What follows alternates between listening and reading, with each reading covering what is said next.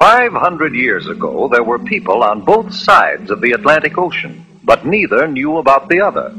On the western side, our side, the people had reddish-brown skins and lived in huts or wigwams. On the eastern side, in Europe, the people were white-skinned. They had learned how to build houses and large sailing ships, but they still didn't know much about the rest of the world. In fact, most of them believed the earth was flat. Then one day, a map maker named Christopher Columbus had an idea. Do you know what?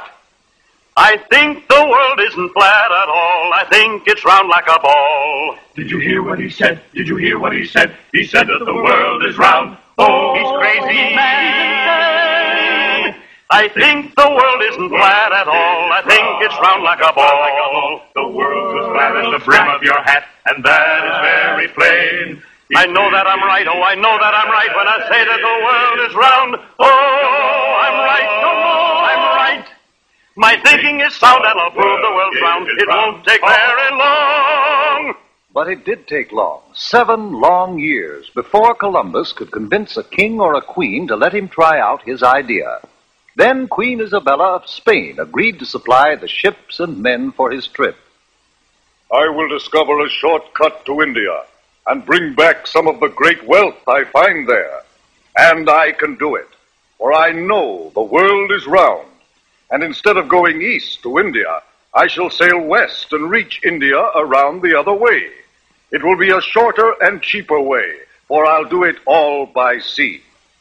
Queen Isabella provided Columbus with 3 ships, the Nina, the Pinta, and the Santa Maria. And on August 3rd, 1492, they set sail across the unknown Atlantic. High on the foaming tide, over the ocean, onward our ships will ride, onward, my sailors. The ships sailed onward, but 2 long months after they started, there was still no sign of land ahead. Turn back, Columbus! Turn back, Columbus! "We'll not turn back until we find India. Onward, men!" By October 10th, the sailors and the crew were ready to take matters into their own hands. If Columbus won't do as we ask, we'll put him in chains. And we'll turn the ships around ourselves. Wait! Have you heard? One of our men has just seen a branch in the ocean. What of it? It had fresh berries on it. That means we're near land. Hooray! 2 days later, the ships reached land, and Columbus and his crew saw the people with reddish-brown skins who lived there.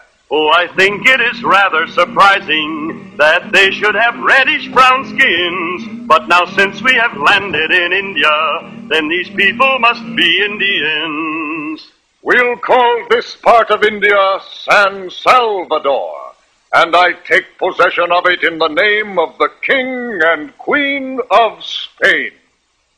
The people Columbus called Indians were very friendly, and they gave Columbus and his men many gifts, but not the rich jewels and gold for which they had come. For Columbus really wasn't in India at all. He was on one of the islands off the coast of Amerika. But because of Columbus's mistake, the natives of America have been called Indians ever since. Columbus visited other islands near San Salvador, looking for the great wealth of India. And then he and some of his men returned to Spain. Hooray! Hooray for Admiral Christopher Columbus! Columbus had no trouble getting ships and men for his second voyage, but he still hadn't the slightest idea that he was headed for the vast continent of America, and that he would have had to cross it and sail over the Pacific Ocean before he could reach India by traveling west. The men of Europe were no longer afraid of the ocean. Columbus made 2 more voyages, and other explorers followed.